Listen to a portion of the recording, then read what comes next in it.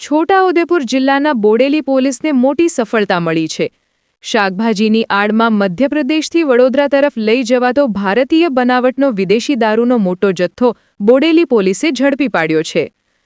આ કાર્યવાહી દરમિયાન કુલ 42 લાખથી વધુનો મુદ્દામાલ જપ્ત કરવામાં આવ્યો છે।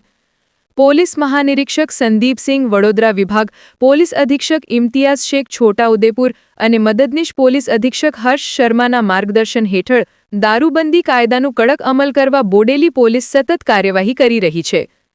તે દરમિયાન બાતમીના આધારે બોડેલી પોલીસ સ્ટેશનના પોલીસ ઇન્સ્પેક્ટર વીએસ ગાવિતના માર્ગદર્શન હેઠળ સર્વેલન્સ સ્ટાફે મેરિયાપુલ નજીક નાકાબંધી ગોઠવી હતી।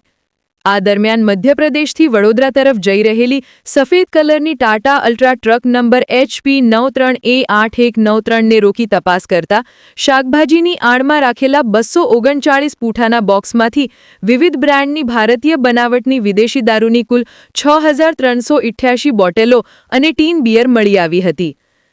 દારૂની કિંમત અંદાજે 17,13,960 જેટલી છે। ઉપરાંત ટ્રક ચાલક પાસેથી રોકડ 42,500, 2 મોબાઈલ ફોન તથા દારૂની હેરાફેરીમાં ઉપયોગમાં લેવાયેલી ટ્રક અને પત્તા કોબી સહિત કુલ 42,83,460નો મુદ્દામાલ પોલીસે જપ્ત કર્યો છે। પોલીસે બંને આરોપીઓ સામે કાયદેસર કાર્યવાહી હાથ ધરી છે। આ સમગ્ર કામગીરી પોલીસ ઇન્સ્પેક્ટર વીએસ ગાવિત તથા તેમની ટીમના અધિકારીઓ અને કર્મચારીઓએ સંયુક્ત રીતે સફળ બનાવી હતી। રિપોર્ટર હબીબતુલ્લા મકરાણી, બોડેલી।